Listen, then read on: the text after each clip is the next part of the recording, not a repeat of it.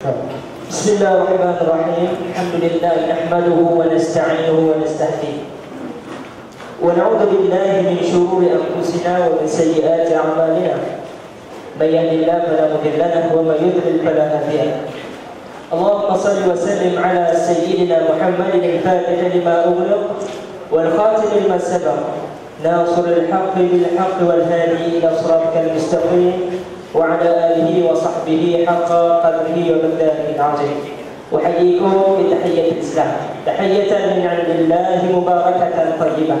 السلام عليكم ورحمة الله وبركاته. Alhamdulillah yang dihormati dikasihi pengurusi Jatuh Kuasa Masjid wilayah Masjid Salahuddin Al-Ayyubi, Datuk Rahim yang dikasihi Jatuh Kuasa Masjid, Jatuh Kuasa pengelola program forum untuk malam ini, tuan-tuan secara hadirin hadirat muslim-muslimat yang dikasihi Allah sekalian.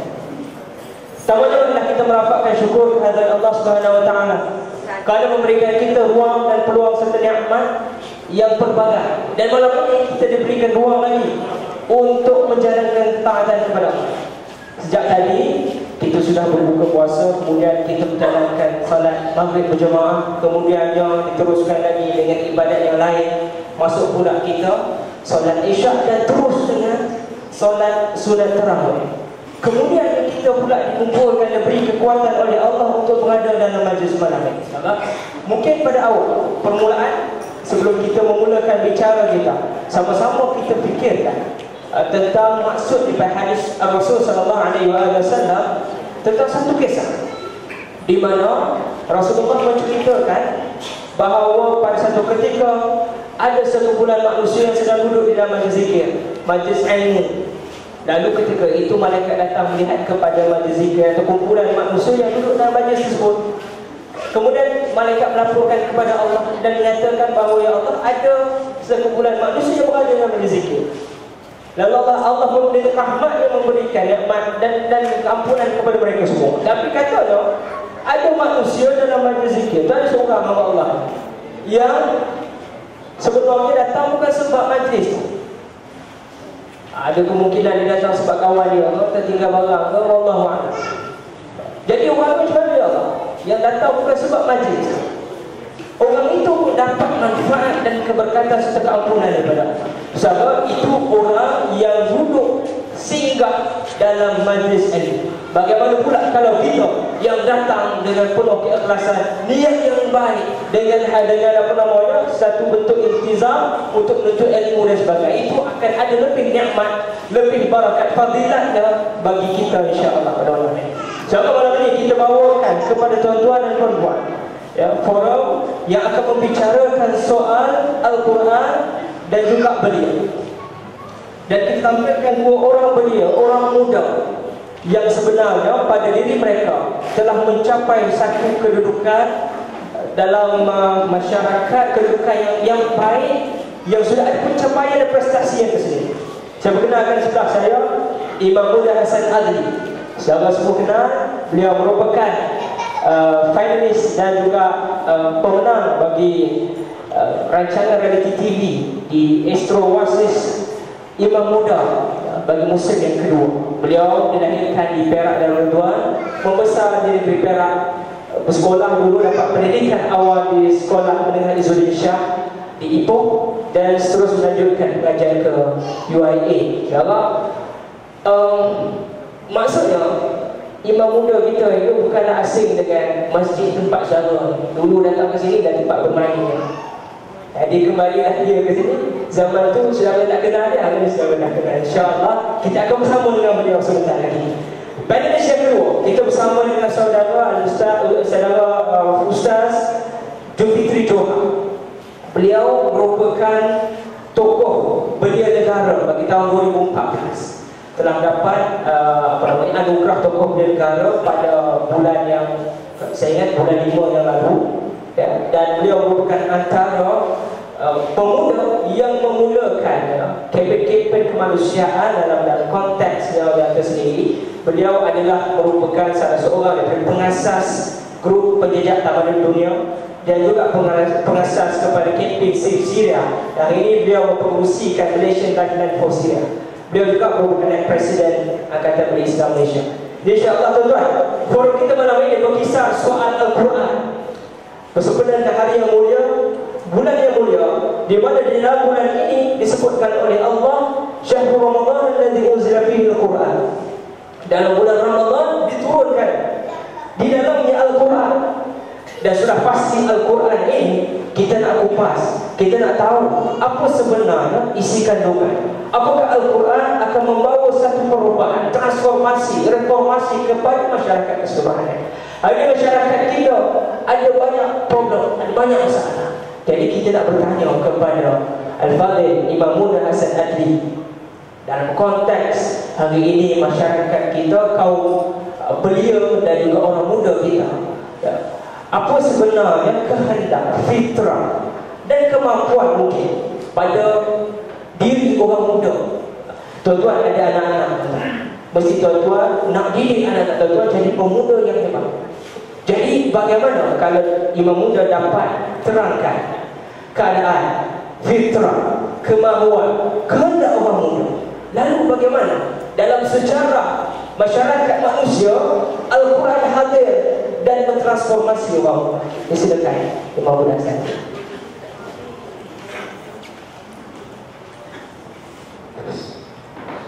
Assalamualaikum warahmatullahi wabarakatuh.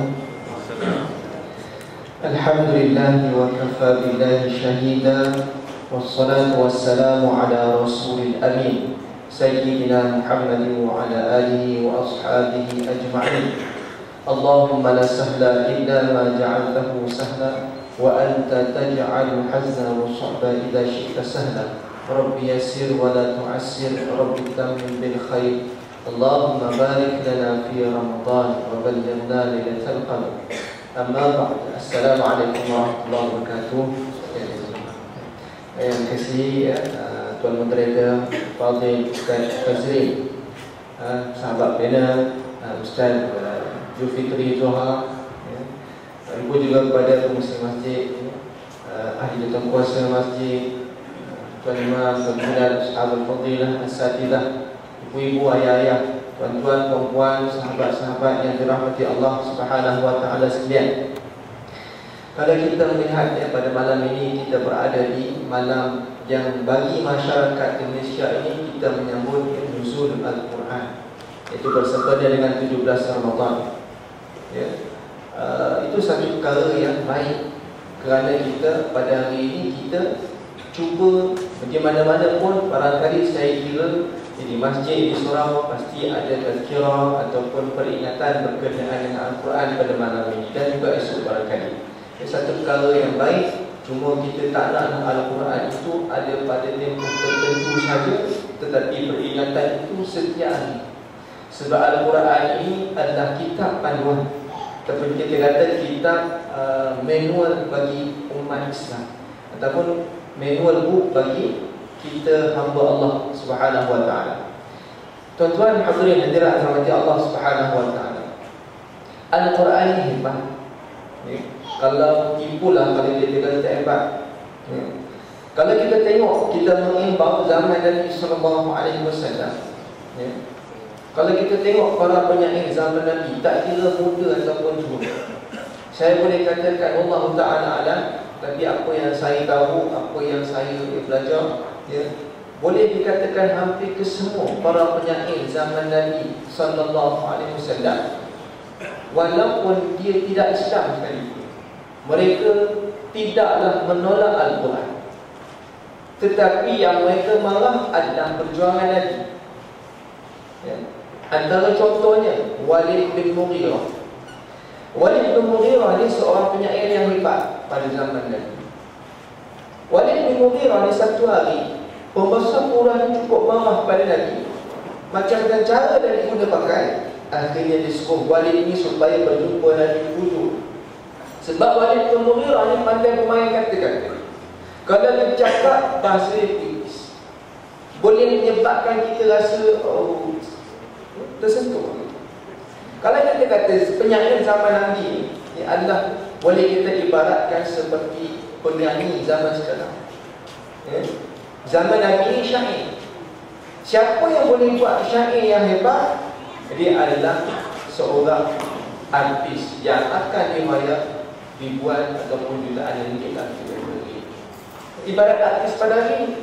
Hari ini kalau siapa yang boleh nyanyi satu lagu yang hebat, lagu dia puitis, bahasa dia, muzik dia, akan dibayar dengan jutaan ringgit pada. Sebab orang pun tak kisah sponsor. Sebab bila sponsor untung lagi banyak. Itu zaman sekarang. Sampai sekarang ni kalau kita tengok pun lagu-lagu pun, lirik pun tak ada lirik. Lirik kosong je dia. Kosong dan sebagainya. Pun jadi lagu. Kosong, cerita kosong pun jadi lirik. Tak apa. Lagi pun orang nyanyi pun nyanyi macam cakap pun ada lirik. Jadi lagu. Itu zaman sekarang pun. Jadi tak kisahlah. Sebab nama dia besar, dia pandai buat lagu, dia boleh tarik crowd untuk datang, maka dibayar. Zaman Nabi SAW, zaman yang bila mana orang penyair, setiap tahun dia ada, orang kata pesta syair. Dia buat di pasar Pungkas. Siapa yang boleh buat syair yang hebat. Syair-syair itu digantung kat Kaabah. Nak tanya siapa lagi hebat. Itu zaman Nabi. Jadi kalau kita tengok Walid bin Mughirah ni seorang yang hebat syair. Dijumpalah Rasulullah SAW. Dia pun cakap dalam bahasa macam-macam puitis, dipujuk Nabi. Diam saja. Dah habis Walid bin Mughirah cakap, Nabi pun apa jawapan Nabi? Jawapan Nabi daripada Al-Quran. Nabi tak banyak cakap apa, dia banyak baca Quran. Bismillahirrahmanirrahim. Hamim. Tanzilun minarrahmanirrahim. Kitabun fussilat ayatuhu Qur'anan liqaumin ya'lamun. Sadaqallahul azim. Sampailah ayat ke-13 daripada surah Fussilat. Daripada ayat 1 sampai 13 ayat surah Fussilat ini Nabi baca, Walid bin Mughirah ni dengar, menggigil badan. Sampai kan tak boleh tahan lah dengar. Lalu dia tutup mulut lagi. Jangan kau baca lagi. Aku tak mau dengar. Lepas tu dia balik tangannya. Nabi sambung baca daripada surah Fussilat ayat 14 sampai ayat 38. Walid ni tak nak dengar lagi. Sebab dia seronok juga dengar. Asalnya tak nak dengar, tapi dia pun seronok juga dengar. Tapi pada mula menggigil dia, dia takut pun ada. Jadi dia campur bau. Sampai ayat 38, ayat sujud sajadah. Ayat sajadah. Lalu Nabi pun sujud sajadah. Nabi bangun balik, Nabi kata apa? Inilah jawapan Nabi. Walid bin Mughirah tak cakap apa. Dia balik ke Darun Nadwah, berjumpa dengan pembesar-pembesar kafir Quraisy sedang menanti. Apa ceritanya Walid ini? Muhammad jaya tak dipujuk. Walid kata apa? Dia kata apa? Sahabat-sahabat yang dirahmati Allah Ta'ala. Walid kata, aku rasa teman rasa kita ikut je lah Muhammad.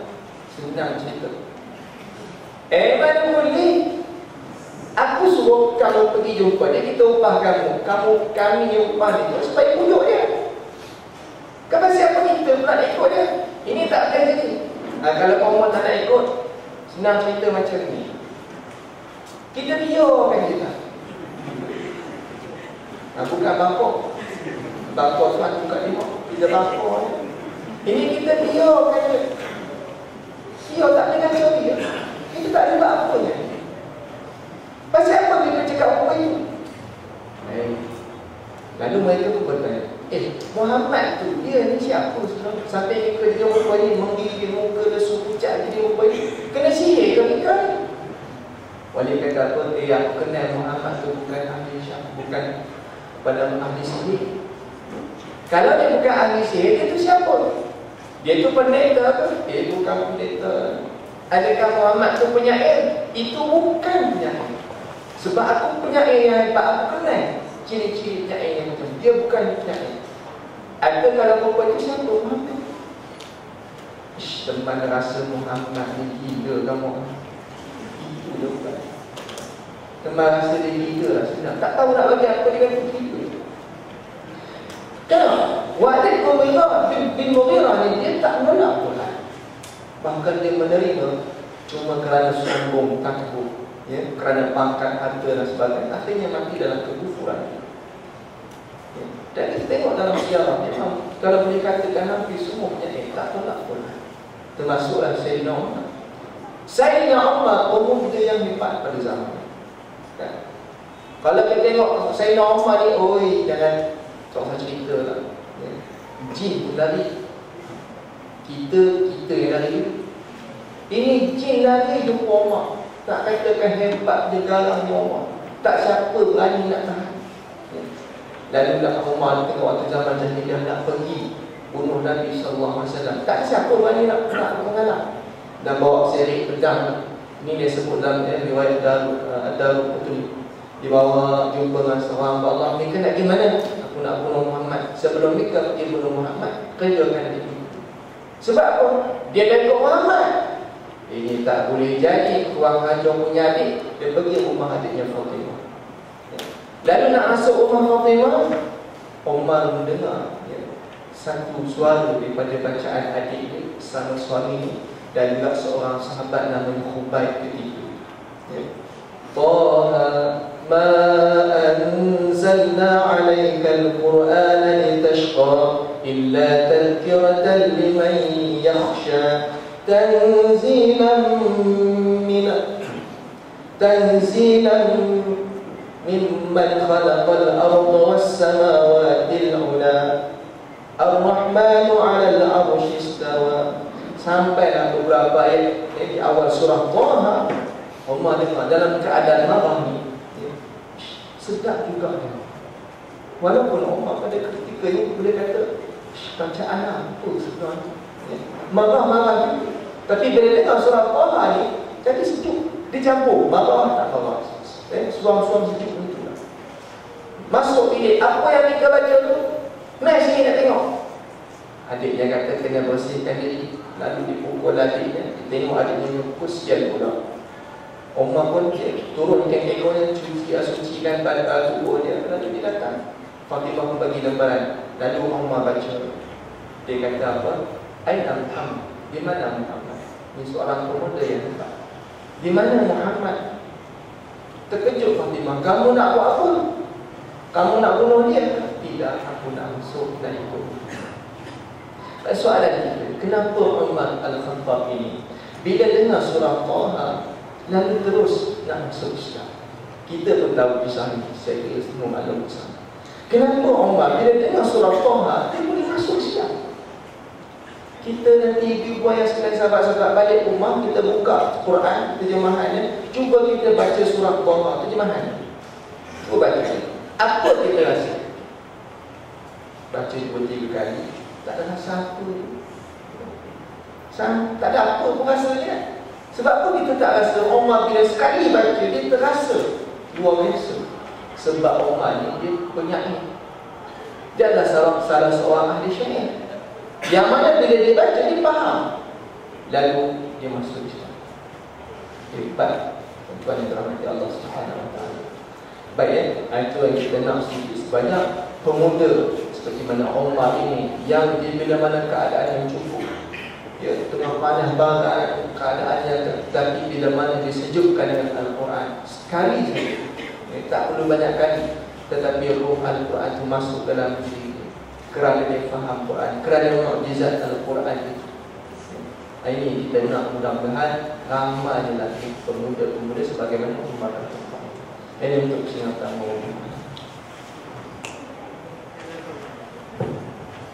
Tuan-tuan, saya kata tidak disediakan. Kita faham masa depan. Jazakallah kita ucapkan kepada pemuda saya. Begitu tuan-tuan, bagaimana satu kisah dan 2-3 kisah yang awal diceritakan, dinotarkan sebagai petunjuk dan petanda bahawa dalam sejarah Al-Quran ini cukup luar biasa. Baru dari sudut bahasa, dari sudut yang didengar diterima. Jadi kita nak beralih kepada Ustaz Zulkifli. Kita nak tahu tuan-tuan, sebenarnya apa keagungan Al-Quran, mengapa Al-Quran diturunkan, apa maksudnya Quran ini sampai kepada kita, dan bagaimana kita sewajarnya berinteraksi dengan Al-Quran Al-Karim yang Allah turunkan sebagai suatu anugerah besar kepada kita semua. Silakan Ustaz berbicara. Assalamualaikum warahmatullahi wabarakatuh. Innal hamdalillah wahdahu wa nusalli wa nusallimu ala Rasulillah wa ala alihi wa man wala. Terima kasih kepada saudara moderator, sahabat saya Mahmud Hasan, Datuk Pengurusi Masjid Salahuddin Al-Ayyubi, seterusnya rakan-rakan hadirin hadirat yang dirahmati Allah sekalian. Allah Subhanahu wa taala berfirman, a'udzubillahi minasyaitonir rajim, wa laqad yassarna al-Qur'ana lidh-dhikri fahal min muddakir. Shadaqallahul azim. Tuan-tuan dan puan-puan yang dirahmati Allah sekalian, pada malam ini kita berbincang satu perkara yang penting, satu perkara yang besar yang seharusnya mendapatkan perhatian yang khususnya kepada generasi belia kita pada malam ini. Saya tak pasti sama ada generasi belia ataupun beliau yang banyak hadir pada malam ini. Belia 15 hingga 40, beliau 40 tahun ke atas. Jadi mungkin malam ini komposisinya balance lah, di antara Argentina dengan Jerman.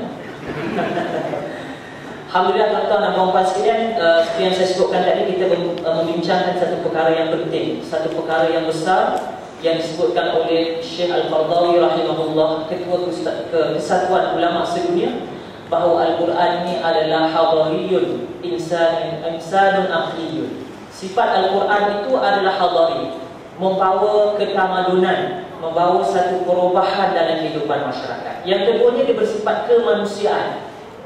Al-Quran itu dia dekat dengan manusia dan dia memanusiakan manusia. Dan yang ketiganya adalah aqliyun, iaitu bersifat akal, bersifat rasional, yang boleh menyebabkan orang yang membaca dan memahaminya akan mudah menerima Islam. Sebab itu kita membaca kitab Fiqhul Muslim yang dikarang oleh Dr. Nuruddin Aitir, menyatakan bahawa mengapa Islam yang mudah diterima adalah kerana Islam ini dia bersifat rasional dan ilmiah. Sudah tentu Al-Quran satu kitab yang rasional dan ilmiah, tuan-tuan dan puan-puan sekalian, yang menyebabkan mudah orang yang mengkaji dan membacanya memasuki dan memeluk agama Islam. Sebab itu kita membincangkan satu perkara yang penting yang disebutkan oleh Syekh Qardawi tadi, adalah Al-Quran itu bersifat hadariyun. Jarum Al-Quran dibahaskan dalam bentuk satu perbahasan yang sebenarnya mentransformasikan, seperti yang disebutkan oleh moderator tadi, mentransformasikan manusia menjadi orang yang jahil kepada orang yang bertamadun. Sebab itu kita membaca karya tuan-tuan dan puan sekalian Syekh Muhammad Al-Ghazali, seorang pemikir Muslim. Tuan-tuan, kita kena perkenalkan tokoh-tokoh Islam ini kepada anak muda kita, cucu-cucu kita, khususnya pemuda-pemuda kita, kerana tokoh-tokoh inilah yang membantu untuk mencerahkan kita, memahamkan kita tentang kandungan sebenar Al-Quran. Sebab itu tuan-tuan sekalian, almarhum Syekh Muhammad Al-Ghazali yang meninggal dunia pada 31 Disember 1969 banyak membincangkan Al-Quran dari perspektif yang cukup luas. Karangan-karangan beliau seperti Nazariyatul Quran, Mahawir Khamsah fil Quran, dan banyak lagi karangan-karangan beliau yang mencerahkan kita dan memberitahu kita mengapa tujuan Al-Quran itu diturunkan. Dan di antaranya tuan-tuan sekalian yang disebut oleh, yang banyak ditekankan oleh almarhum Syekh Muhammad Al-Ghazali adalah Al-Quran ini adalah bersifat ilmiah dan dia membuka jendela pemikiran manusia.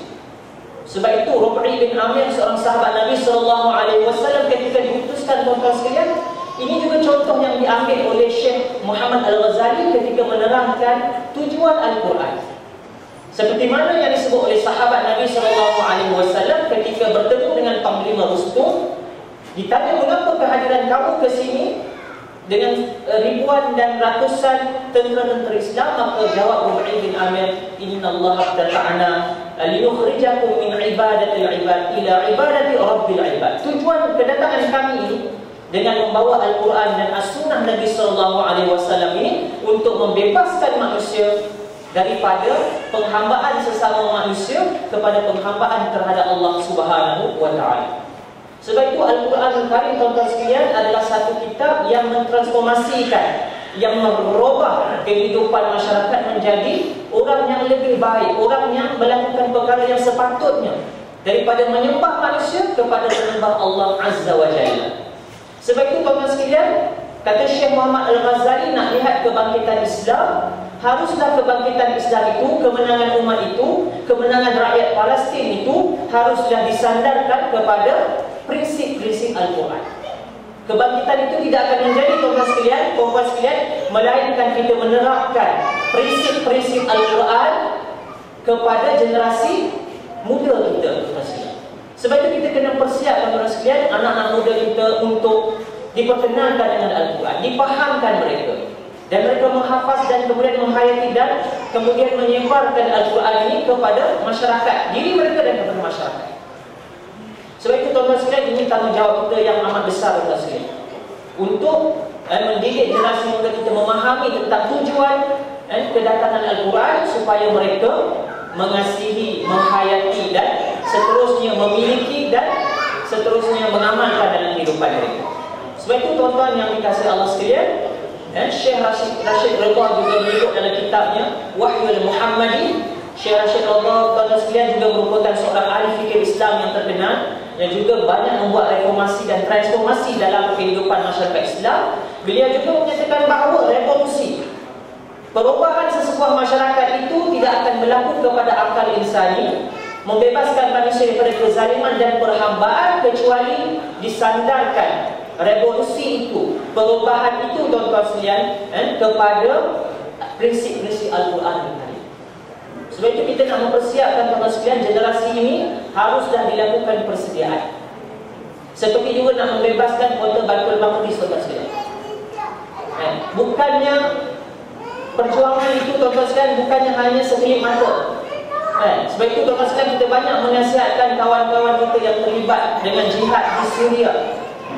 Kita sempat, tuan-tuan sekalian, bertemu dengan anak-anak muda kita yang bersemangat untuk berjihad di Syria. Sedangkan, tuan-tuan sekalian, mereka tidak faham tentang ilmu dan keutamaan mereka. Sama ada mereka harus berjihad di sana ataupun diutamakan berjihad di sini dengan ilmu, dengan kekuatan akhlak dan ekonomi. Sebab mereka tidak faham sebahagiannya, tuan-tuan sekalian, Al-Quran, kerana kejahilan mereka terhadap prinsip-prinsip perubahan dalam yang disebutkan dalam Al-Quran ini. Sebab itu ramai anak muda kita, tuan-tuan sekalian, kita dapat kenal pasti 30 lebih kurang, tuan-tuan sekalian. Baru ni kami, tuan-tuan sekalian, bertemu dengan mufti wilayah, bincang macam mana kita nak berbincang dengan sahabat-sahabat muda kita ini yang tidak faham tentang keutamaan dan keutamaan mereka, sama ada harus berjihad di sana ataupun berjihad di sini. Sedangkan keutamaan mereka, tuan-tuan sekalian, adalah berjihad di sini dengan ilmu dan kekuatan akhlak dan kekuatan ekonomi. Nak membebaskan kota Baitul Maqdis, tuan-tuan sekalian, puluhan tahun dipersiapkan generasi Sultan Salahuddin Al-Ayyubi, puluhan tahun sebelum, dengan dua madrasah utama, iaitu Madrasah Al-Ghazaliyah dan yang keduanya Madrasah Syekh Abdul Qadir Al-Jilani, dengan ilmu dan juga, tuan-tuan, dengan kerohanian yang tinggi. Sebab itu Al-Quran membawa dua mesej ini, mesej ilmu dan mesej kerohanian yang boleh membangunkan manusia, tuan-tuan sekalian, menjadi lebih baik manusia. Sebab itu, tuan-tuan sekalian, kita nasihatkan, saya ambil peluang di sini, kita nasihat anak-anak muda kita supaya faham ajaran Islam yang sebenar. Keutamaan di sini bukan berjihad di Syria. Dan kata Syekh Riyad As-Sokhfa, Muraqib Am, ketua kepada Ikhwan Muslimin Syria, ketika pertemuan kami di sini, beliau menyatakan bahawa rakyat Syria tidak perlukan anak muda pergi ke sana. Keutamaan kamu adalah duduk di sini, teruskan perjuangan di sini. Keutamaan kamu adalah menghantar bantuan kemanusiaan kepada rakyat Syria. Man jahaza ghaziyan fi sabilillah faqad ghazza. Kata Nabi SAW, siapa mempersiapkan, membantu mujahidin untuk berperang, seolah-olah mereka juga turut berperang. Itu keutamaan anak muda kita kalau mereka memahami Al-Quran, kalau mereka memahami sunnah, dan kalau mereka memahami keutamaan dalam kehidupan mereka.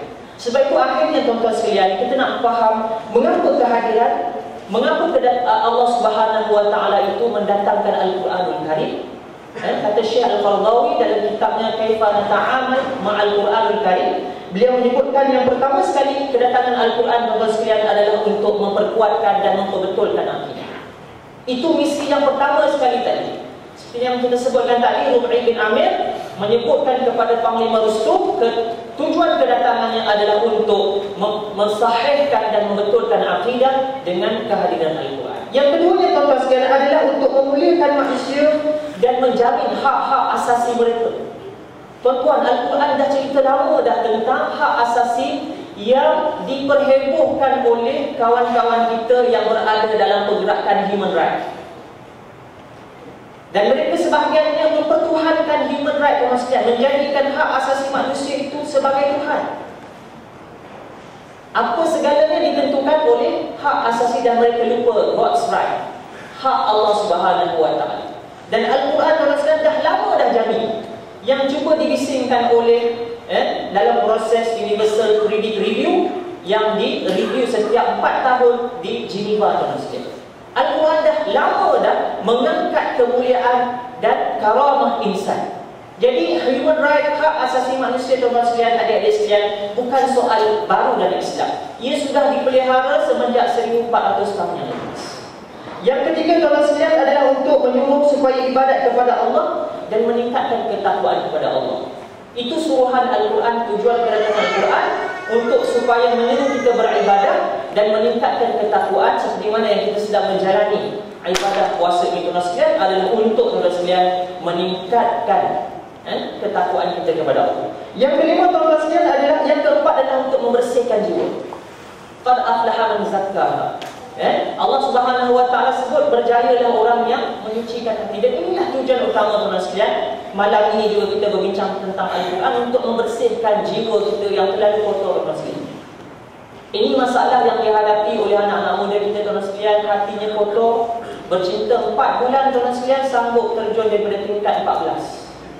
Flat cerah, tuan-tuan sekalian. Kerana 4 bulan bercinta. Kalau awet dia lawa tak apa juga, tuan-tuan. Ini tak tahu lawa ke tak lawa, tapi hanya 4 bulan kecewa bercinta, tuan-tuan sekalian. Atuk-atuk kita wan-wan ni, saya orang Negeri Sembilan, 2 orang Perak, saya lawan Negeri Sembilan seorang. Wan-wan saya cerita dulu, kumbang bukan seekor, tak cik.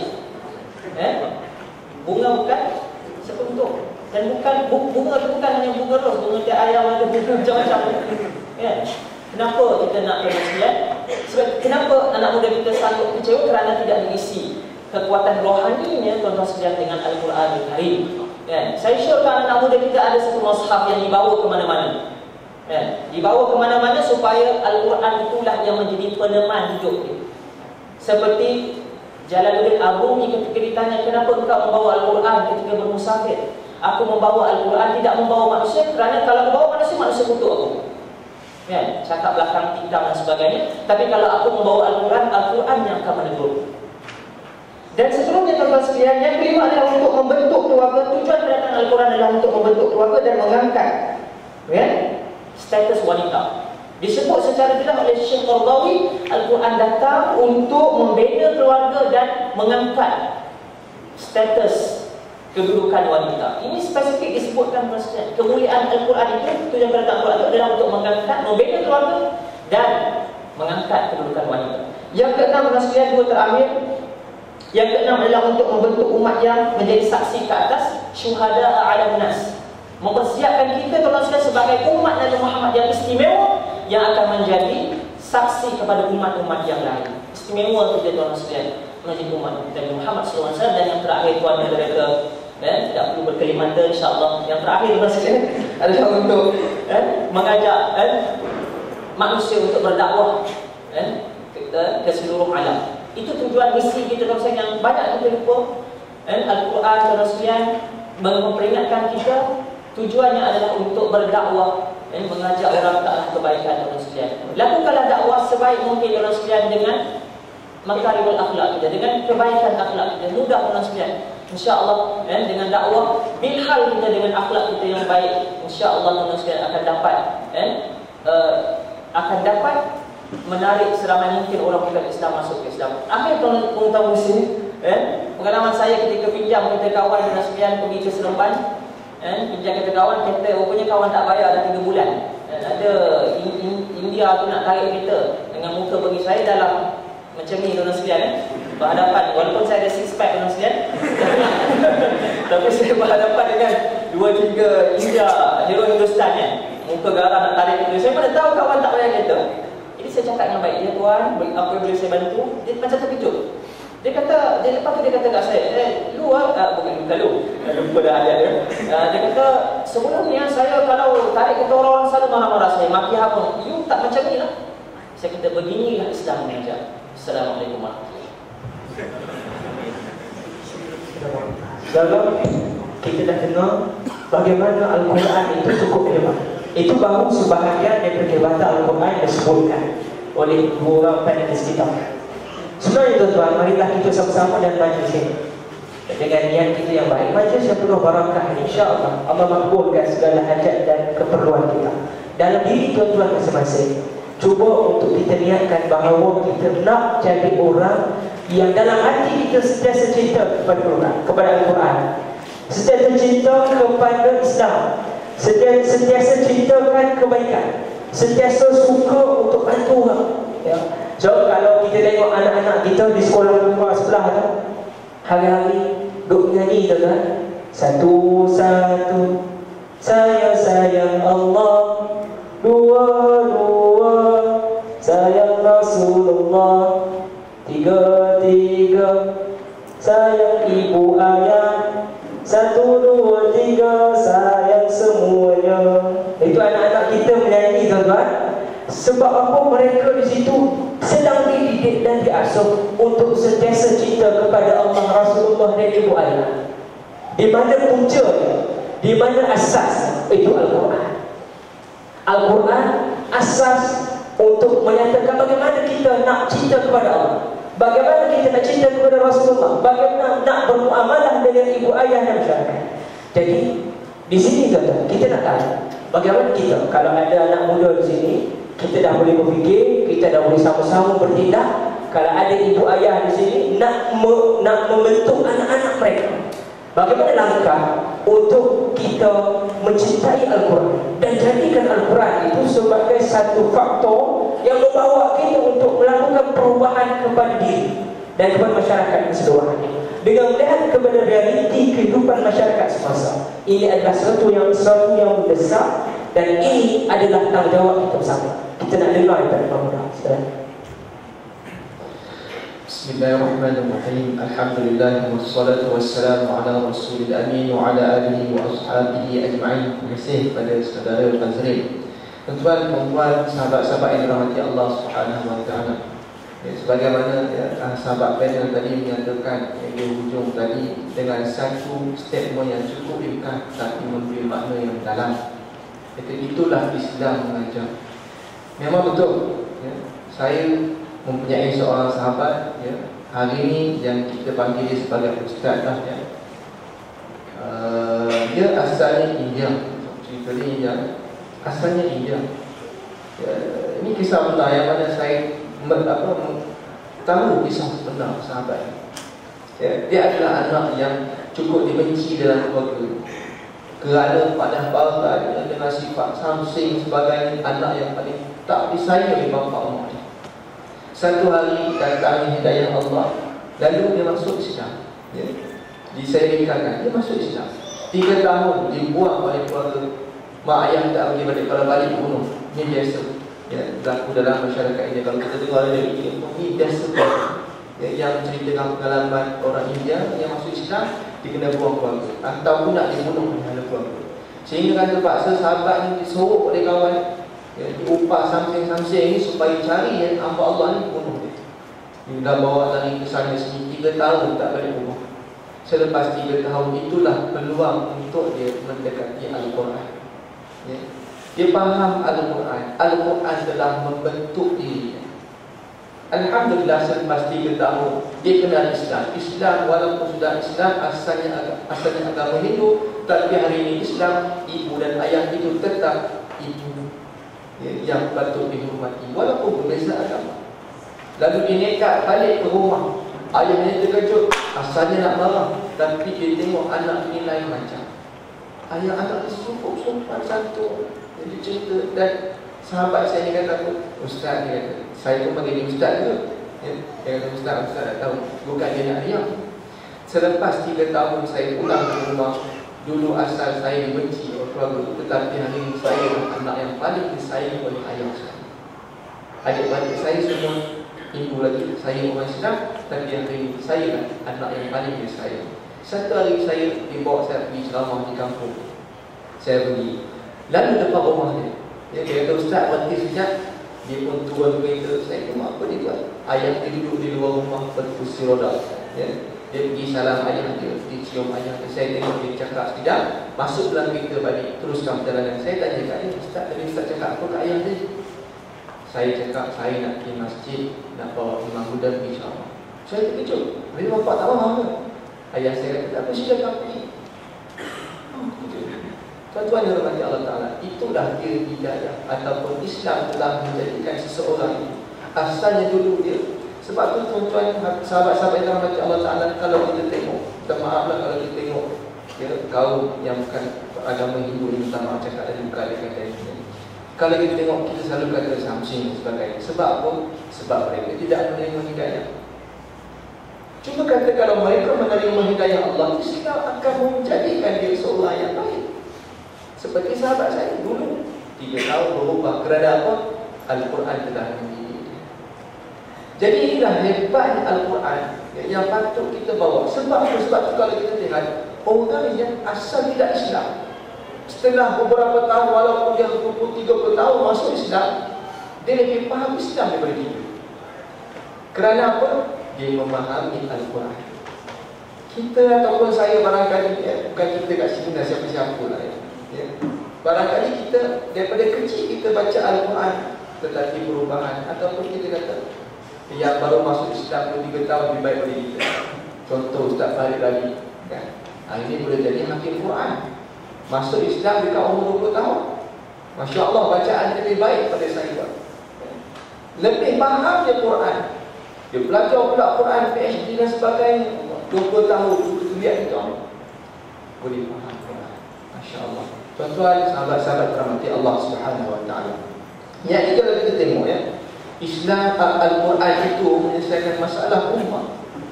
Antaranya kalau kita lihat masalah-masalah yang berlaku hari ini, Al-Quran menyelesaikan masalah.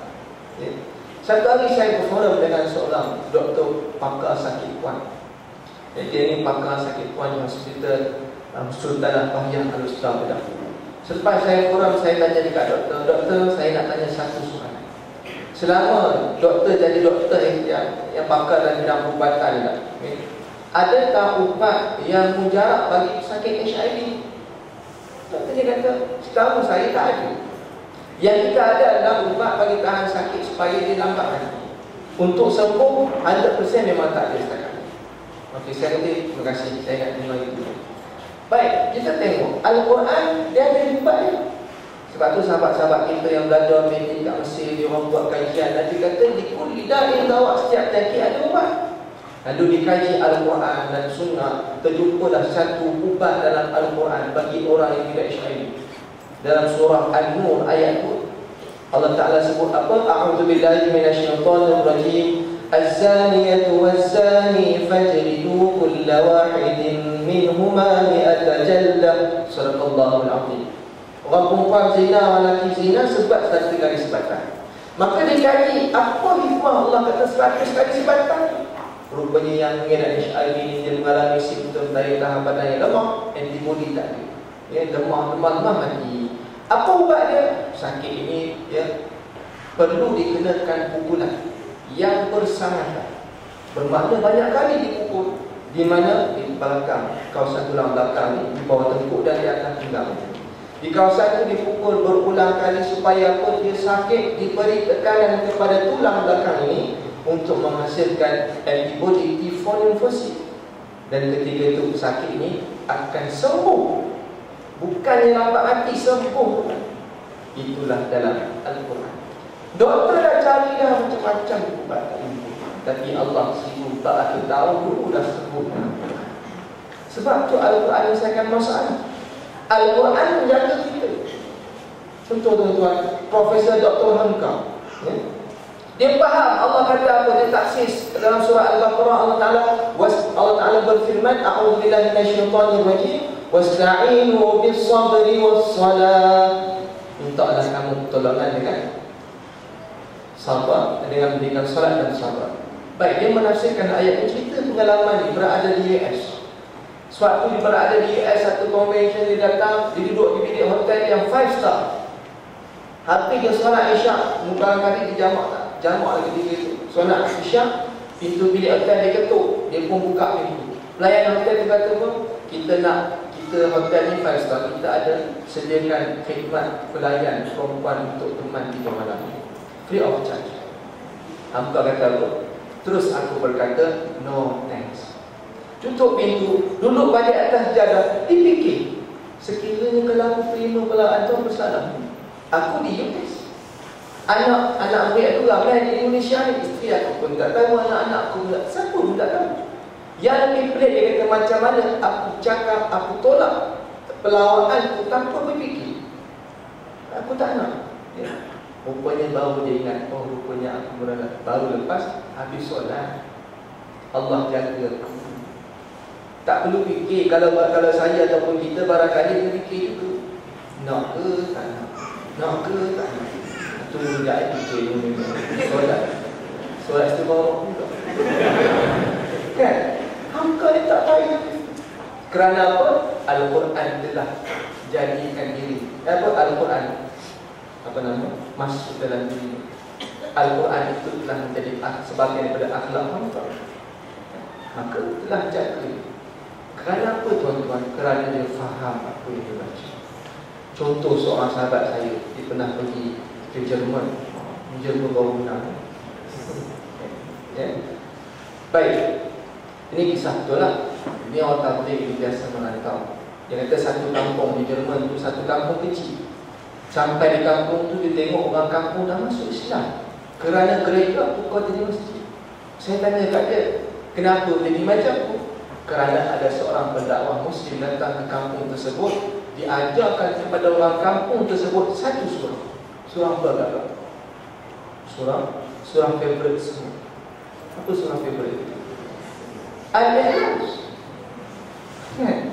Surah Qul Huwallahu Ahad. Surah itu dipahamkan, dibagi tafsiran, dia berhujah dengan surah itu. Akhirnya mereka yang pakat ramai-ramai masuk Islam. Allah Akbar. Serta hebat tu. Satu surah tu je, tuan-tuan. Rupanya tak pelik, zaman Nabi dah jadi dah. Orang kafir Quraisy datang jumpa Rasulullah, ya, sif lana rabbak, tunjukkan kami macam mana rupa Tuhan kita ni. Nabi jawab apa? Qul huwallahu ahad, Allahu samad, lam yalid wa lam yulad wa lam yakul lahu kufuwan ahad. Lalu kafir Quraisy ni apa feedback? Respon. Tak boleh cakap apa, mati hujah, mati akan. Lalu meninggalkan Rasulullah tanpa sebarang hujah dan sebagainya. Allah Akbar. Hebat surah tu. Dah hebat. Berapa ribu kali dah baca surah tu dah. Subuh kita baca surah. Zuhur surah. Asar yang itu juga surah Jahannam. Maghrib lebih kuat sama. Isyak itu juga baca. Sebab apa? Cepat habis solat. Salah satu sebabnya. Tambah ada KM rakaat pertama Qul Huwallahu Ahad, Allahu Samad. Rakaat kedua lam yalid wa lam yulad. Dibaca juga. Tak, bukan masalah surah tu pendek. Bukan masalah tu. Bukan kerana pilihan kita. Tak ada masalah baca tiap kali solat kita. Zaman Nabi pun jadi begitu. Seorang utusan dilantik, dia jadi ketua. Asyik jadi imam baca surah Al-Ikhlas. Sahabat lain ngadu, ya Rasulullah sekolah tu jadi imam surah Ikhlas dia baca, tak surah lain. Nabi tanya kat dia, kenapa kamu suka baca surah Ikhlas dalam surah kamu ni? Dia kata apa? Bila aku baca surah Al-Ikhlas, aku dapat merasakan sifat Ar-Rahman. Rasa Allah dekat dengan. Nabi kata apa? Allah sayangkan kamu. Dalam hadis yang lain, Nabi kata apa? Wajib bagi kamu di syurga. Sebab apa? Sebab dia baca surah itu, dia faham, dia hayati, telah menjadi sebahagian daripada akhlak. Dia bawa Al-Quran ke mana-mana. Yang ini yang kita nak. Jadi kita sebagai ibu ayah, sahabat-sahabat yang mungkin ada ibu ayah, ya, maka apa nak buat? Sebab kata Nabi SAW, Adibu awladakum bi thalathati khisal, ya, hubbi nabiyikum wa hubbi ahli baiti, ya, wa tilawatil Quran. ajarlah, didiklah anak kita dengan 3 perkara, insya-Allah tak akan sesat. Bagaimanapun dia akan selamat. Cintakan Rasulullah, sirah Nabi jangan tinggal. Cintakan ahli bait, ahli keluarga Nabi, para sahabat. Ceritakan perjuangan para sahabat, ahli keluarga Nabi, supaya apa? Dikenal bila aku susah, sahabat-sahabat lagi susah berat. Dan Nabi kata, ajarlah anak kita cintakan Quran. InsyaAllah bagaimanapun dia Al-Quran dalam dada dia. Sebab tu kita maaf cakap ya, ada orang komen, ada ustaz-ustaz kita tanya kat saya, ustaz, saya anak murid dia sekolah Hafiz, hafal Quran, tapi akhlak tak ada ustaz. Saya tak adalah cakap siapa-siapa, tapi ini yang seorang ustaz yang ngadu kat saya ngajar sekolah Hafiz ustaz, mereka hafal Quran 37 tapi akhlak tak sama macam Al-Quran. Sebab apa? Tidak ada penghayatan, sekadar menghafal. Ini sahabat Nabi zaman Rasulullah, para pemuda hafal Quran, masya-Allah, tapi bagi pasang Al-Quran dalam hati, tak menipu. Bagaimana-mana pun Al-Quran. Jadi seorang pemimpin pun dibawa Al-Quran. Jangan ada orang yang adil. Sebab apa? Al-Quran itu dia. Maka bermulalah daripada rumah. InsyaAllah mudah-mudahan lahirlah generasi yang cintakan Al-Quran. Allahuakbar.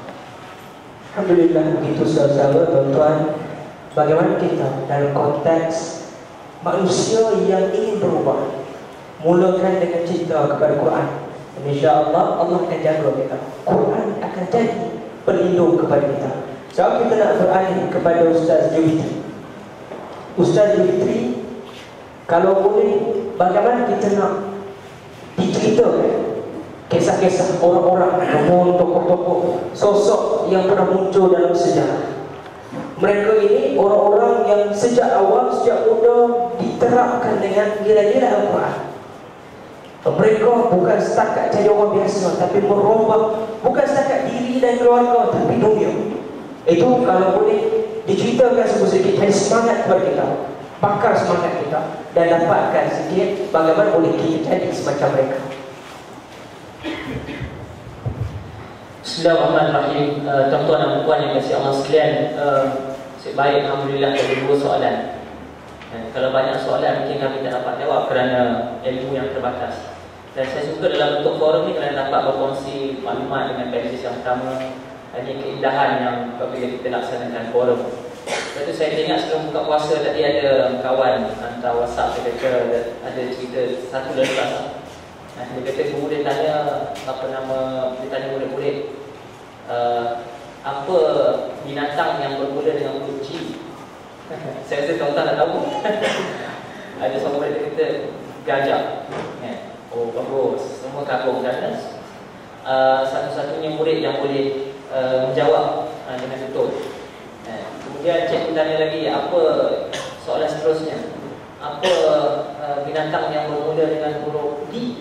Tadi G, dia jawab gajah, D. Kemudian tak ada murid yang dapat jawab. Murid yang sama tadi yang jawab, dia kata saya cikgu. Jawapannya apa? 2 gajah. Dia tahu benda yang sama aja. Kemudian tanya lagi, apa nama cikgu? Cikgu dah kata salah tu, kau berdiri. Tadi dia puji, berdiri. Tanya lagi soalan yang ketiga. Cikgu tanya pada murid-murid, apa binatang yang bermula dengan huruf M? Budak yang mungkin itu jawab lagi, yang lain tak dapat jawab. Mungkin gajah je. Kemudian marah lagi tu, salah tu. Kau berdiri lagi, pergi luar, di luar kelas. Kemudian cikgu tanya soalan yang terakhir, apa binatang yang bermula dengan huruf J? Budak yang keluar tu jawab lagi, jangan-jangan gajah. Saya alhamdulillah saya kata malam ni 2 soalan saja. Kalau lebih soalan kami jawab macam tu lah. Sebab ilmu kurang sekian. Sebab dah pukul 11 saya buat lawak sikit lah. Tuan-tuan yang dikasihi Allah sekalian, saya ringkaskan dalam 5 minit yang terbatas ini. Dalam kitab Syababus Sahabah, saya mengkaji tentang pembangunan bilik tuan sekalian. Master saya dan saya sedang sama belajar dalam tingkat PhD juga dalam bidang pembangunan bilik. Memang saya berminat mengkaji tentang sifat dan kelakuan generasi muda kita. Salah satu yang saya review, yang saya kaji adalah selain daripada tren-tren semasa yang ada pada generasi muda, juga yang saya kaji adalah tren-tren yang telah berada pada zaman Nabi SAW. Kerana kata Imam Malik rahimahullah, la yaslu akhir hadhihi ummah illa bima salaha awwaluha. Tidak akan baik umat pada akhir zaman ini kecuali dia merefer, ada kata orang sekalian, merujuk kepada generasi yang terdahulu tuan-tuan sekalian. Dan generasi yang terbaik adalah kata Nabi SAW adalah qarni, kurun aku. Dan kita tahu tuan-tuan sekalian bahawa kebanyakan yang mendukung perjuangan Nabi SAW adalah para sahabat yang berumur muda. Sebab itu ditulis satu kitab Syababus Sahabah, ke sahabat-sahabat di kalangan belia. Syekh Abdullah Adwaisi tuan-tuan sekalian menceritakan bagaimana satu bab khusus tentang bagaimana kejuhudan kesungguhan generasi muda pada zaman Nabi SAW memfokuskan diri mereka kepada tuan-tuan sekalian kepada menghafaz dan memahami Al-Quran Al-Karim. Kita tuan-tuan sekalian, generasi muda kita sedang berhadapan di antara Facebook dengan Hollywood. Nak baca Facebook ataupun Hollywood Al-Quran. Itu cabaran kita tuan-tuan sekalian. Even saya tengok makcik-makcik pun ada Facebook. Umur 60 kadang-kadang makcik ke orang muda ni kan. Kita pun tak tahu. Sebab itu tuan-tuan sekalian, kebanyakan masa dihabiskan oleh generasi muda kepada Facebook. Jadi satu kajian yang dikeluarkan oleh Design Malaysia bahawa kebanyakan maklumat, lebih 80% yang datang dari Facebook, kebanyakannya dipercayai oleh generasi muda. Sebab itu tuan-tuan sekalian, Facebook sekarang menjadi kegilaan generasi muda. Bukan lagi walaupun ada yang sebahagian minoriti yang masih lagi mempertingkatkan kesukahan mereka terhadap Hollywood Al-Quran, tapi kita berhadapan dengan cabaran yang besar. Sebab itu status-status pun tidak membina tuan-tuan sekalian. Potong kuku pun dia tulis, sedang memotong kuku. Ramai yang lain tu sekalian. Itu pun ditulis dalam Facebook tuan-tuan sekalian. Sebab itu Syekh Abdullah Adwaisi tuan-tuan sekalian merakamkan satu bab yang khusus menceritakan bagaimana para sahabat yang muda-muda ini memfokuskan dan memfokuskan diri mereka ini dengan mempelajari Al-Quran. Sebab itu dalam hadis yang diriwayatkan oleh Imam Bukhari tuan-tuan sekalian, Nabi SAW memberikan pengiktirafan kepada generasi muda. Nabi SAW bersabda, pelajarilah Al-Quran daripada 4 sahabat. Iaitu tuan-tuan sekalian 4 sahabat, 3 muda, 1 sahaja yang berusia lanjut. Macam kita tanya tuan-tuan sekalian lah, kita tanya pada Joachim Liu. Macam pernah dengar nama dia kan? Jurulatih Jerman. Nak belajar bola sepak dengan siapa dalam pasukan Jerman? Joachim Liu bagi tahu 3 muda, seorang je tua. Yang tua tu Miroslav Klose. 36 tahun umur dia. Yang 3 tu semua muda. Begitu juga Al-Quran Al-Karim tuan-tuan sekalian, Nabi SAW memberikan pengiktirafan kepada 3 anak muda daripada 4 yang diiktiraf mahir tentang Quran. Kamu nak belajar Al-Quran? Ni 4 orang ini. Yang pertama sekali adalah Muaz bin Jabal. Umurnya muda tuan-tuan sekalian, Muaz bin Jabal. Yang keduanya tuan-tuan sekalian adalah Salim Maula Abu Huzaifah. Salim, anak muda juga. Maknanya Nabi SAW memberikan pengiktirafan kepada generasi muda nak belajar Al-Quran ni. Anak-anak muda yang hebat dari segi bacaan, hafalan dan kepahaman mereka terhadap Al-Quran Al-Karim. Yang ketiga tuan-tuan sekalian adalah Abdullah ibn Mas'ud.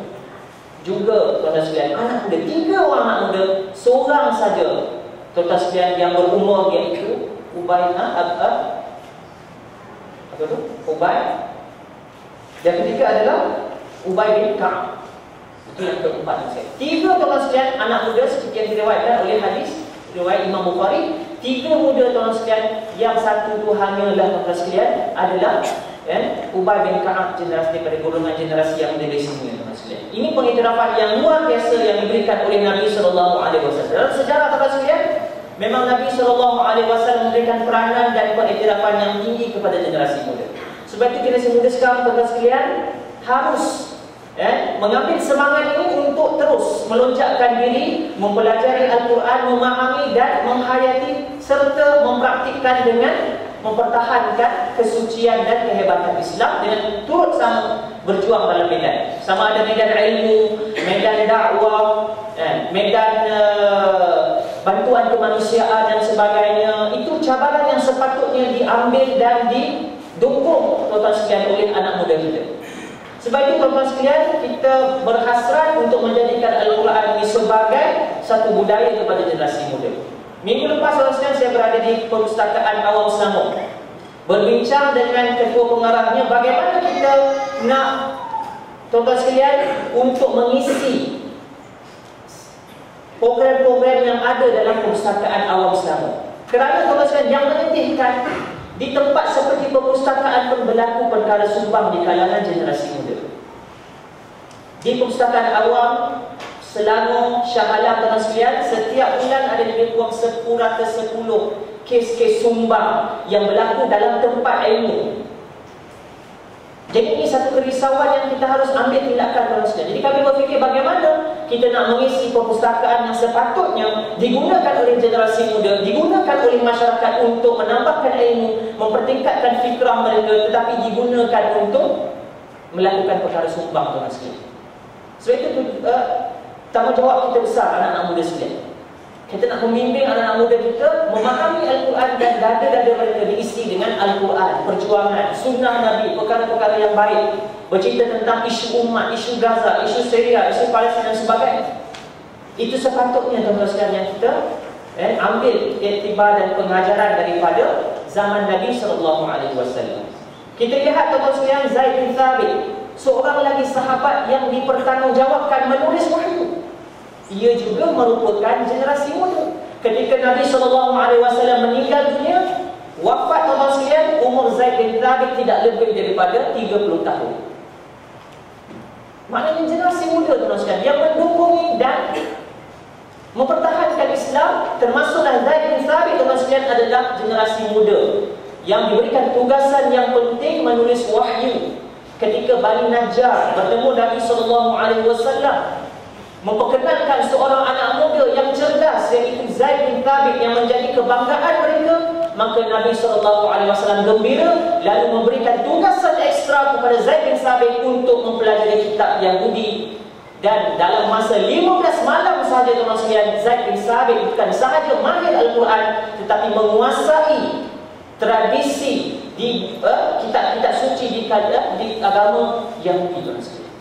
Ini kehebatan anak muda Zaid, bukan hanya menguasai ilmu fiqh nusus Al-Quran Al-Karim, juga menguasai ilmu yang di luar bidang Al-Quran, yang ini memperlengkapkan Zaid bin Thabit menjadi anak muda yang bukan sahaja boleh berbahas tentang Al-Quran Al-Karim, tapi boleh berbahas tentang apa yang diceritakan dalam kitab-kitab Yahudi. Menguasai ilmu Islam dan ilmu musuh. Ini yang kita nak lahirkan tuan-tuan sekalian. Bukan sahaja hafiz-hafiz kita ni hafal, tapi tak menguasai, naif. Tak tahu pun bagaimana apa yang berlaku di luar. Apa yang berlaku di Geneva sebagai contoh, Universal Treaty, tak tahu pun. Apa yang berlaku pada isu TPPA, Trans-Pacific Partnership Agreement. Sepatutnya hafiz-hafiz inilah yang ke depan mempertahankan Al-Quran.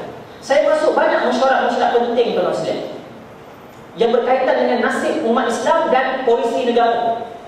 Dan kebanyakannya tuan-tuan sekalian, mesyuarat ini dihadiri oleh, kalau golongan Islam tak banyak, kecuali mungkin APIM dan ada seorang lagi pertubuhan yang bernama kakak-kakak dalam Islam.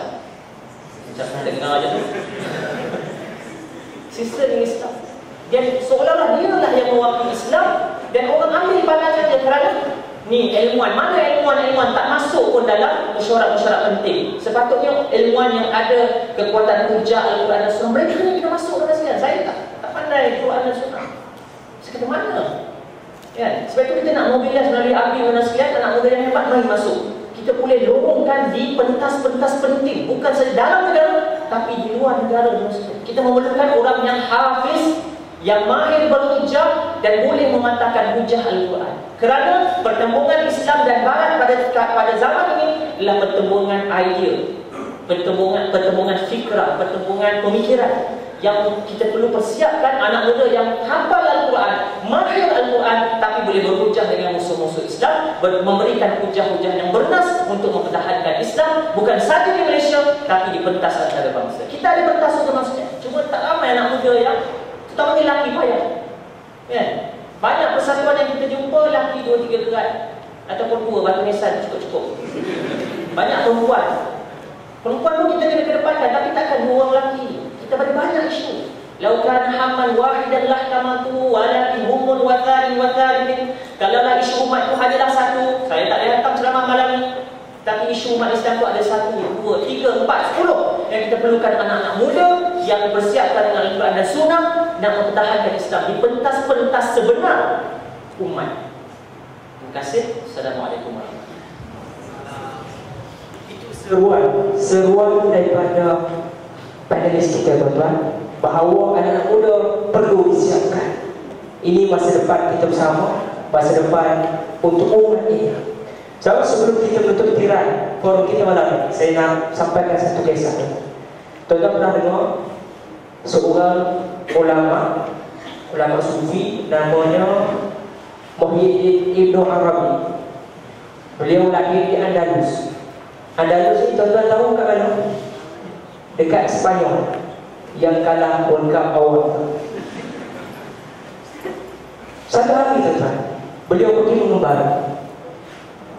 mengembara dalam pengembaraan yang beliau bertemu dengan seorang yang zuhud, orang zahid. Orang zuhud ni dia pakainya biasa-biasa ala kadar. Dia nak cerita zuhud dia dengan kehidupan yang ala kadar. Dia tangkap ikan, dia akan cuma ambil seekor ikan sahaja sehari. Kalaupun dia dapat tangkap 3, dia lepas 2, dia ambil 1. Malah apabila dia nak makan ikan, dia potong, dia ambil bahagian ekor yang kepalanya diserah kepada orang lain. Nak cerita betapa zuhudnya manusia yang ditemui oleh Ibn Arabi. Jadi Syekh Ibn Arabi dia rasa takjub pas beli. Apa kata Muhammad? Begitu zuhud sekali. Jadi ditanya kepada orang tadi, orang zuhud, kenapa kamu hidup macam ni? Tapi orang zuhud ni tak jawab. Orang zuhud ni tanya balik kepada Syekh Ibn Arabi, kau nak pergi mana? Jadi Syekh Ibn Arabi dia pun jawab lah, kata dia nak pergi mengembara ke sekian-sekian tempat dan nak cari pengalaman dan sebagainya. Lalu orang zuhud ni kata, nanti kau sampai di satu tempat yang mungkin kau akan lalu. Kau akan berjumpa dengan seorang namanya sebulan. Itu adalah guru aku. Kau akan jumpa dengan guru aku di satu tempat dan di tempat sekian-sekian. Itulah. Jadi bila kau jumpa dengan dia, dengan guru aku, kau tanya kepada dia, bagaimana keadaan diri aku ni?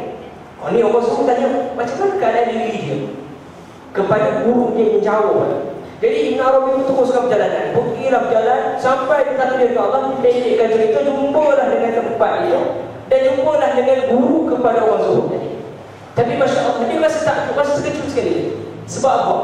Sebab guru kepada orang suruh ni berbeza sungguh kehidupan daripada orang suruh tadi. Kalau orang zuhud tu pakaiannya ala kadar, kehidupannya ala kadar, tangkap ikan 3 ekor, buang 2 ekor. Nak makan bahagi 2, ambil ekornya, kepala serah pada orang lain. Tapi gurunya cukup berbeza. Rumahnya besar, dalam rumahnya ada pelayan, makannya cukup hebat. Ya. Lalu dia rasanya kan, kenapa guru macam ni, anak murid macam ni? Lalu dia tanya kepada guru, tanpa dia bertanya lebih lanjut, dia cuma menyampaikan hajat anak muridnya. Dia kata, bagaimana keadaan anak-anak murid kau yang namanya sekian-sekian. Lalu bila dengar, oh itu anak murid aku, cakap kepada dia, tinggalkanlah dunia. Lagi-lagi terkejut Ibn Arabi, tinggal dunia, celah-celah mana nak tinggal dunia lagi? Islam tak ada dunia dah budak. Dia nak tinggal dunia kat mana lagi? Tak apa lagi pun teruskan perjalanan, bawa hajat itu diberpatah balik ke negeri Tiki-Taka. Balik ke Andalus, berjumpa balik dengan orang zuhud tadi. Lalu dia pun bagi tahu, jumpa tak guru aku? Jumpa. Apa guru aku jawab? Apa guru aku pesan? Guru kau pesan, tinggalkanlah dunia. Lalu bila dengar perkataan dan pesan guru ni, orang zuhud tadi nangis. Dia kata betul. Dia nangis. Kenapa kau nangis? Sebab memang aku tak tinggalkan dia. Setiap kali separuh ikan yang aku serah kepada orang lain, kan separuh ikan kan, seekor dibagi 2, dia ambil ekor, yang kepala dia. Setiap kali aku menyerahkan kepala ikan itu kepada orang lain, maka hati aku terbang bersama kepala. Sebab itu orang-orang sufi selalu berpesan kepada kita, cabutlah dunia daripada hati kamu, letak di tangan atau masuk dalam poket. Jadi saya nak cerita bahawa sebenarnya dalam hati kita patut ditanam ke Al-Quran, Allah dalam hati, bukan dunia. Sebab itu kita boleh cari kekayaan atas muka bumi, carilah apa saja nikmat Allah yang ada atas mukamu, tapi ia bukan di hati kita. Sebab itu hasrat kita bersama, insya-Allah malam ini, mudah-mudahan ada keberkatan malam ini, dan dengan apa yang kita peroleh daripada ahli panel yang telah dibahaskan sebentar tadi, mudah-mudahan kita akan dapat berkat rahmat Allah dan kita akan bertemu dengan kecintaan kepada Al-Quran. Mudah-mudahan tuan-tuan doakan bersama. Jadi saya bagi ruang 1 minit seorang panel untuk buat khulasa, buat kesimpulan dan pesan-pesan terakhir. Silakan Imam Muda dulu, ikuti dengan Ustaz Jufitri. Bismillahirrahmanirrahim. Untuk akhirnya ya, ibu-ibu, ayah-ayah, sahabat-sahabat yang dirahmati Allah Subhanahu wa taala sekalian, maksud kita berada di bulan Ramadan, syahrul Ramadan alladzi unzila fihi al-Quran hudan lin-nas wa bayyinatin minal huda wal furqan. Sadaqallahul azim. Al-Baqarah 185. Ya, yang sudah pasti Allah Taala sebut bulan Ramadan ini turunnya Al-Quran. Ya, maka kita ambillah ya, kesempatan yang ada ini ya, sedikit sebanyak ya, kalau ada peluang dan kesempatan kita pergilah ke masjid ke ataupun mana sekiranya saya kira di masjid-masjid Yusra ya, kebiasaannya ada pihak-pihak yang mewakafkan tafsir-tafsir Al-Quran ya. Kalau kita ada kemampuan tak ada kemampuan duduk sebentar dengan etika, ambil satu kitab tafsir yang Melayu banyak kita ambillah surah-surah yang kita suka baca, surah Ikhlas, surah Ikhlas. Tengok apa tafsiran, bukan terjemahan tafsiran. Aku ni suka baca satu ayat daripada surah Al-Baqarah contohnya ya, ambil ayat satu tu, tengok apa tafsirannya, apa kata ulama tentang ayat ini. Bila kita amalkan apa yang kita suka baca dalam solat kita, ambil itu, faham. Bila kita solat, rasa khusyuk. Macam mana cara nak khusyuk? Antara salah satu cara ini adalah faham apa yang kita baca. Sama juga macam mana kita nak khusyuk ketika berdoa, kita faham apa yang kita baca. Walaupun bahasa Melayu tak semestinya Arab. Supaya apa? Bila kita baca, Allah dengar kita pun minta nampak sungguh-sungguh.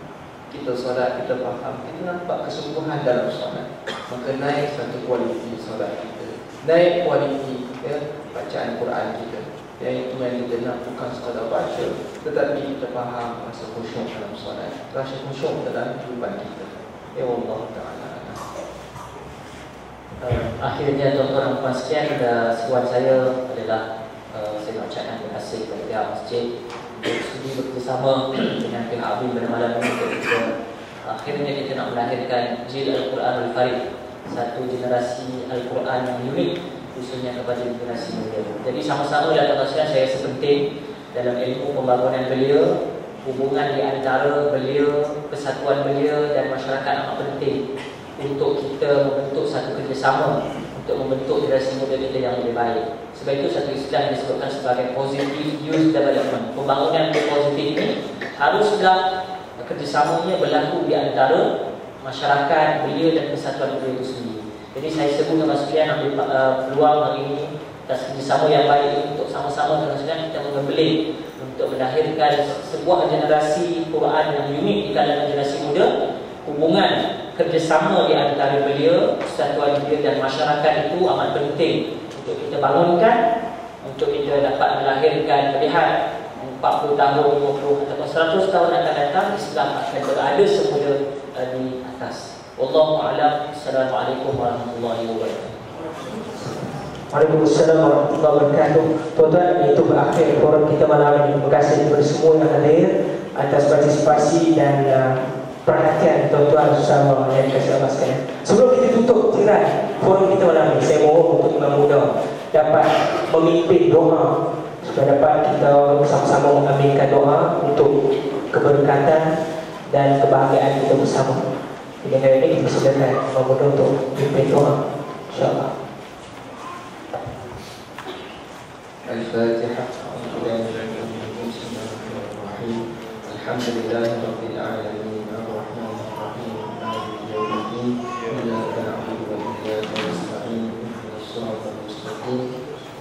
صراط الذين أنعمت عليهم غير المغضوب عليهم ولا الضالين.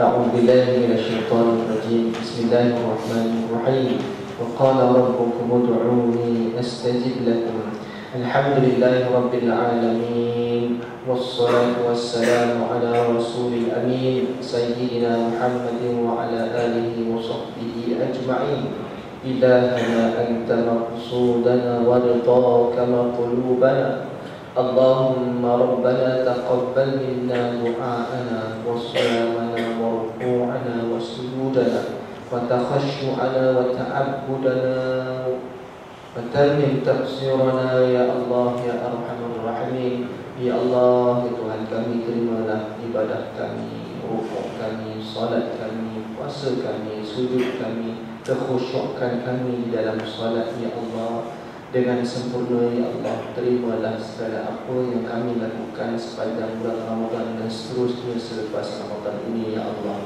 Allahumma ya Allah, terangkan hati kami ini dengan nur Al-Quran. Allahumma nawwir qulubana bi nuril Quran. Allahumma nawwir qulubana bi nuril Quran. Allahumma nawwir qulubana bi nuril Quran. Ya Allah, jadikan diri kami ini rindukan Al-Quran. Ya Allah, tanamkan dalam hati-hati kami ini semangat cintakan Al-Quran. Kami pergi ke mana-mana, kami bawa Al-Quran dalam diri kami ini ya Allah. Allahumma inna nas'aluka ridhaka wal jannah wa na'udzu bika min sakhatika wan nar. Allahumma innaka 'afuwwun tuhibbul 'afwa fa'fu 'anna. Allahumma rabbana atina fid dunya hasanah wa fil akhirati hasanah wa qina 'adzaban nar. Wa sallallahu ala khairi khalqihi Muhammadin wa ala alihi wa sahbihi ajma'in. Walhamdulillahi rabbil alamin.